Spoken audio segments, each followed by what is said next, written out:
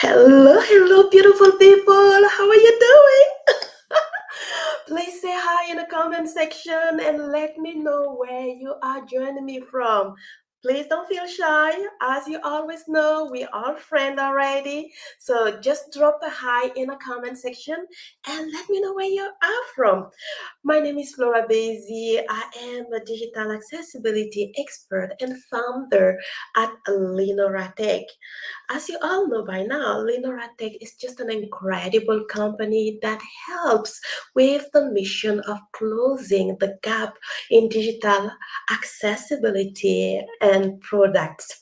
Now, we are providing incredible tailored coaching to elevate the mindset and the awareness around accessibility for more inclusive product, and we are also helping with auditing and so much more. That's about it. Now let's talk really about navigating the accessibility maze and understanding the quest for compliance clarity when it comes to leadership. All right, so let's jump in. Today, really, I want to talk about three areas that I think will give you a lot of values. The first area is really about decoding the standards. Indeed, let's talk about going beyond the checklist, shall we? I hope you're excited for this talk because I am definitely excited. And if you are joining me at any time, if you're live, just click say live in the comment. And if you are watching this on a replay, just put replay. That usually help me see a little bit of, oh, who was live, who was not. And I promise I will respond directly. If you have any question, also put those questions in the comment. Today's Friday and it's getting a little bit chilly out there, but you know what? It's the perfect time. Before the snow, it is the perfect time. So, the second point that I will be addressing today is really talking about creating why a robust framework will be really, really important in your initiatives and the project that you have around accessibility. The third point that I really want to talk about will be around understanding the user centric and also how these apply to the compliance and why is it even relevant, right? Those three areas, trust me, are very important. So let's talk about area number one, which is all about decoding standards and understanding and going beyond actually the checklist. Now, as we all know by now, I hope we do. Digital products are a must. Everyone is using the digital space. We're talking about people with that, professional skills, like even kids, children, and young adult who may not or may have some skills. Everyone is using the website. People are using application everywhere, and when we talk about professionals, we are all using online or digital product to shop, to request services, or even to look for job opportunities, right? We are also seeing a lot of businesses that are putting themselves out there, right? They have a website, they have a store. There's so much more. Like, I don't know how we were able to live with that digital product for such a long time. But what I know is that when there is a need, there is a creation, there are ideas that are coming to life. So let's talk very quickly about how are we making sure that digital products are inclusive and accessible to all, and how do we bring clarity around that? So with the understanding that digital products are used by everyone and are important. One thing that came to most people awareness is that digital products are not always inclusive to everyone. I remember when I was young, I grew up in a small country in Africa called Burkina Faso. We do speak mainly French there and other languages. I used to watch and access websites from all over the world. It was just incredible. But Fast forward in my own journey, as I was looking for a new job opportunity as a developer, I was made aware vividly that not everyone can access website and digital product. People with disabilities are often left out. Can you imagine that? There are incredible clients or employees with disabilities who want to access services, right? They want to access products and they want to access, more things, information, but oftentimes they are left out. There is like 1.3 billion people with a disability in the world, and they have a buying power of more than $13 trillion if you count them with friends and family. Now, going beyond the checklist is a great approach to do. According to WebAIM, which is an incredible company advocating for accessibility, 98.1% of website homepage. They have surveyed about 1 million homepages, and they found that 98.1% of those pages are not inclusive and accessible to people with disabilities. They have a lot of WCAG failures, or some will call them WCAG. Have you heard about WCAG before? If yes, just put WCAG in the comment section. I think that today the, the audience is a little bit shy. Don't be shy. Say something. I promise. I cannot really see who is on the who is watching right now, but hopefully you get a little bit of good value and clarity around what I am sharing. Okay, so please say hi. Say something. It's so hard to feel alone here. So just say a word and I will be happy to read anything later on. And again, if you feel like there is a value in the session, please put a thumbs up or a like or a love. Any reaction will be amazing. Thank you so much.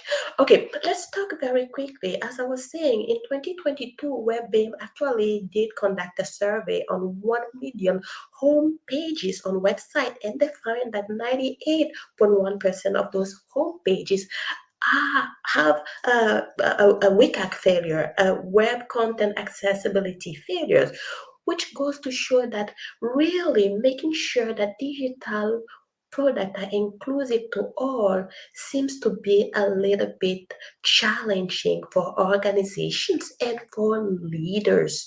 Leaders have the tough call to make sure that the culture, the company, and the products are made inclusive for everyone. So that is one of the reasons why I had this session where I am providing as much as clarity as possible. And if you have any question, as always, just put them in the comment section or just private message me. I'm an open book. Now, one tip I want to give you around how do we make sure to go really beyond the checklist and make sure that we have compliance all the way through is by having proper training. Yes, I know. You will say, well, we have this already in my organization. We have already implemented training in the organization, but it's not really providing us with the results that we want, or there is a little bit of challenge, and so on and so forth. I get it. I totally get it. But the only way that your team will be able to really create good, inclusive, accessible digital product is by having the proper knowledge in place. One of the reasons, after years of experience and also discussing with different people, one of the reasons why most of the teams are not able, or talents are not able to create proper digital products that are inclusive and accessible is by one, they do not feel the mission, if I can say that way. They do not feel connected with the mission of creating inclusive, accessible product. For them, it's more like a mandate, and a mandate doesn't usually feel right. Right? It's like a chore, it's like a punishment, it's like, you know, it's like, oh my goodness, we have to do that again. So that feeling usually does not help in the creation of accessible digital products. So one thing that is important is to bring a little bit of awareness, making sure that your talent connect properly with the mission of making product inclusive and accessible. And that's why usually standard training might not help getting to that point properly. Having an accessibility coach might help you create that connection, inspire the team, provide clarity, and look beyond to see if there are any gaps that are really not seen just by using standard training processes like documents. Or, some people also love to go to workshop or they go to events, which are fantastic. The only problem is that those little moments are very short. They inspire, like when you have a sugar rush, like inspire for a time and then fade away. Having again a proper training with consistency with the right coach might actually help the users and the talent see really an image, get inspired, get questioned, answers, and so much more. Anyway, don't want to take too much time in that part, but really, here is what was said. According to the International Association of Accessibility Professionals, the IAAP, 25% of organizations that are using proper, consistent training can see an improvement in their resolve for meeting digital accessibility compliance. And that is huge, huge. So please do not oversee the quality of proper training in accessibility, because that can actually impact your organization and your talent in a very good way. If you have been using document and self-taught training in accessibility, I will say it's a good place to start. But if you want to see a drastic shift in your result in 2024, maybe start thinking about something out of the box. Maybe having an accessibility coach for a few months might actually lead your talents and your organization toward the goal that you have been drastically wanting to see, right? Toward really the result that you want to see. Now, let's talk about the second point very quickly. And please, if you have any question again, always drop them in the comment section. And I hope this information around selecting the proper training to boost your result and quantum leap your result in accessibility and bringing you clarity makes sense. If yes, put a yes in the comment section. Okay, let's move on. Super excited to be here. So let's talk about the second point, building a robust accessibility framework. Oh my goodness. I cannot tell you how many times I've started things. And sometimes when you don't know, you don't know, right? We start with different ideas. We try to explore. We go this way, we go that way. I've seen in organization in the past, accessibility was an afterthought, meaning it was really taken in consideration toward the end of the production cycle, which was a no-no because at the end there is just so much work to do, so much failures to conquer, and the resources available, the time available, the money available, like the budget available, does not cover all of those requests to fix the failures. So the framework that can really be impactful for most organizations requires organizations to think about accessibility at the very beginning. Meaning, start thinking about accessibility when you come with ideation, when you start doing a research market, like research market on everyone, including people with disabilities, is a good thing to do.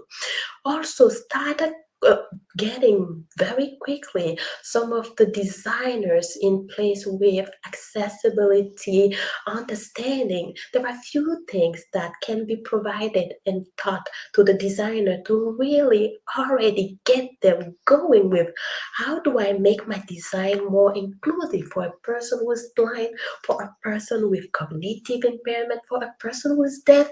Let them go with that knowledge in mind. So really what I'm saying is that when you create and you have a robust framework throughout the journey of creating digital access, digital products, you will notice that you will have fewer failures at the end of in the production level. Indeed, the Paciolo Group's study indicated that an integration in the life cycle at the beginning are 40% likely to achieve and maintain accessibility compliance. Can you hear that? So if you start implementing accessibility at the very beginning and throughout the life cycle of projects, guess what? You are more likely to comply with accessibility by 40% and probably plus. So can you imagine providing the team with the proper training at the very beginning, right? We already talked about going beyond the checklist and understanding. That would give you already like a 25% in doing the right thing. And with the proper or robust framework, you have another 40% of compliance that is already taken care. So can you imagine? This is huge. It's like going to, like, I know sometime when I go to okay, I'm just gonna tell you because we are friends, we can talk about it. Going, for example, to a great or luxurious resort, right? There are a step-by-step process on how they get you from the door to the bedroom and even to order food, or making sure that your experience throughout is just high class. And so after the fact, they even collect feedback to just make sure that they did right by you, or if there is something they need to improve. That is key. When it comes to accessibility, you need to have all of that in mind. Proper training to get your talent to serve well. Second, the framework. What are the different steps and milestones you are doing within your company to make sure that that experience carry and is really seen throughout the production of the product, the service, right? And then the last one, as I kind of hint a little bit, is really bridging the gap between user-centric, right, and compliance and regulation.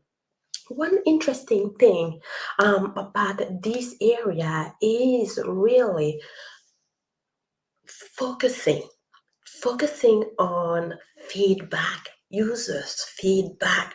It's so essential when you want to create a product for a very targeted audience, right? And making sure that also that will apply positively on other customers as well. You want to make sure that you are giving that audience a way to provide you with feedback.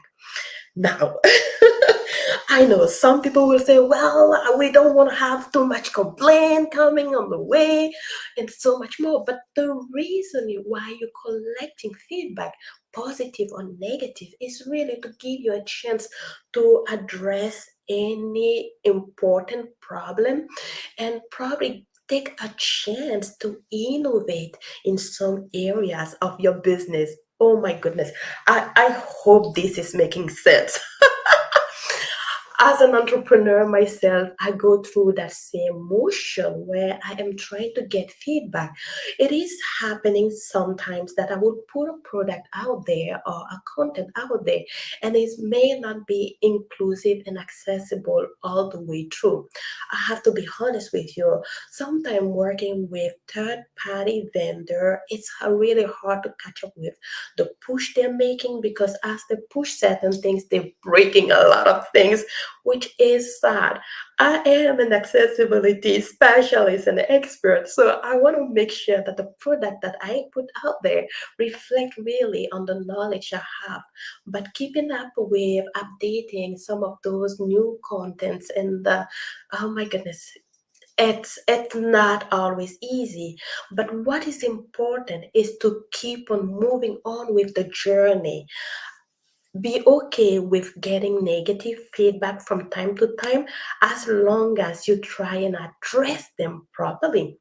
I see someone saying something here. Let me share that. This is a great introduction. If anyone is interested in accessibility policy and digital remediation, that person is sharing a content which is great.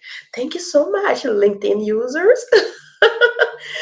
All right. So, but important is really important to have accessibility in mind, and Linoratic can also help around this area.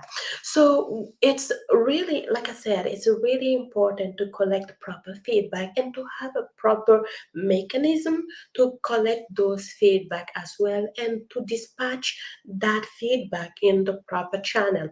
Oftentimes, what I saw happening within organization is that people with disabilities trying to get access to product or services on the business page, for example, might be frustrated at some point with some limitation, and oftentimes they want to talk to somebody. They want to talk to somebody within the organization.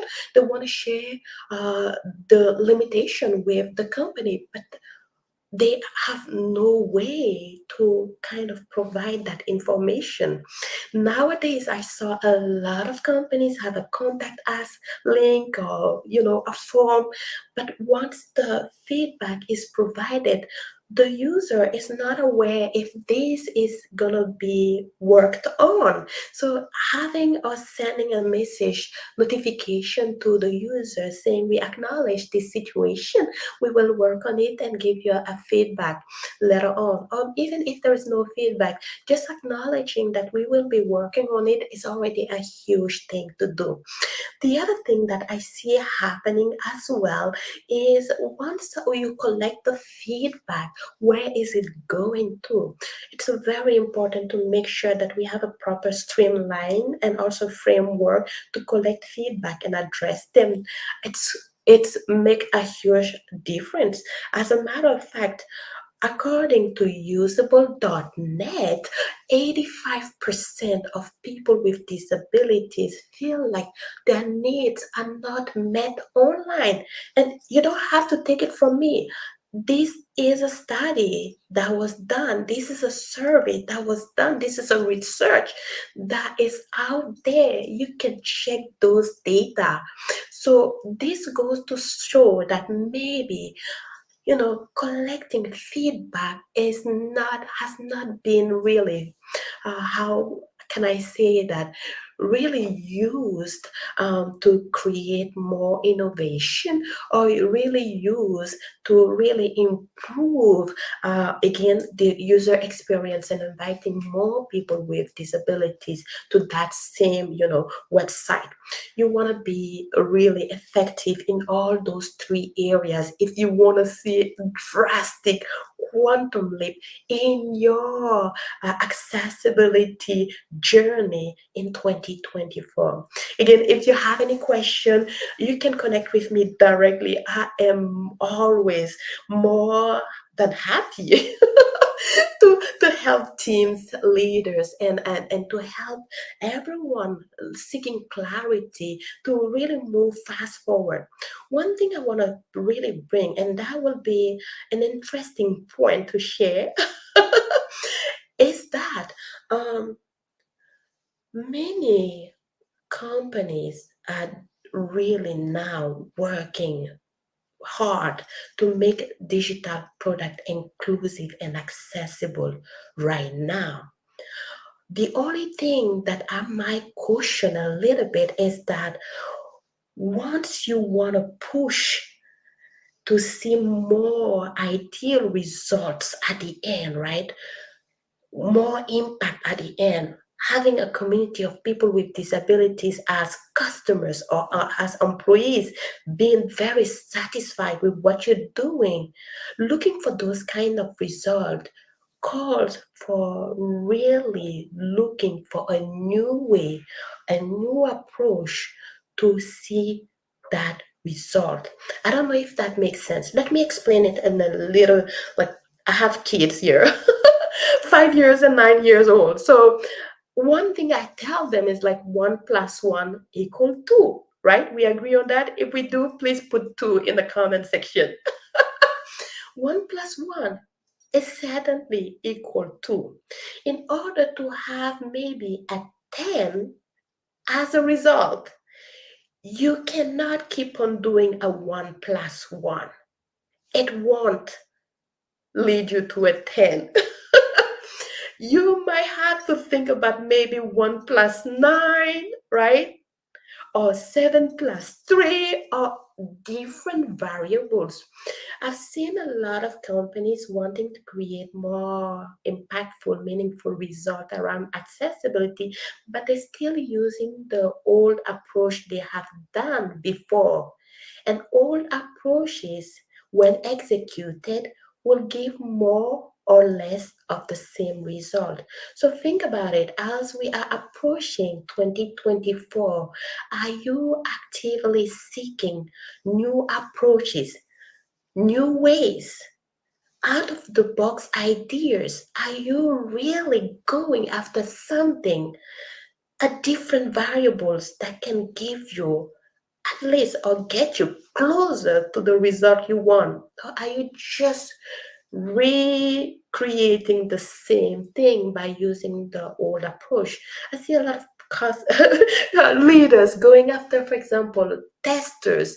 You've done that before. You've seen testers before.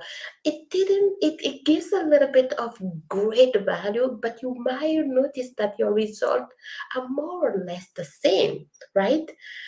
Some go after training they have used before, and they are encouraging the talent to go and take those training. Maybe the problem does not lie around the training and the material. Maybe the problem is around the knowing and doing gap or the connection. Anyway, don't get me started. I can talk on and on about how do we close the gap for inclusion and accessibility. And the problem might not be in the material that you're using, or maybe the problem might be in just the fact that you are not really actively seeking a new way of getting the result that you are looking for. Anyway, don't want to ruffle some feather here. But I hope it makes sense. Again, if you have any question, please let me know. You can always connect with me directly. I'm easy to find on LinkedIn, everywhere. And I host a weekly session every Friday to talk about diverse perspective, inclusion, accessibility, and so much more. I see Michelle said something. The compliance maze. And I can read that. Oh, it's almost time, but I will definitely, Michelle, I will read this information and get back to you. Definitely will do that. All right, everyone, thank you so much. I also have a 3-day free session happening next week for anyone interested. I will drop the link in the comment section, and I will see you soon. Bye bye and enjoy your weekend.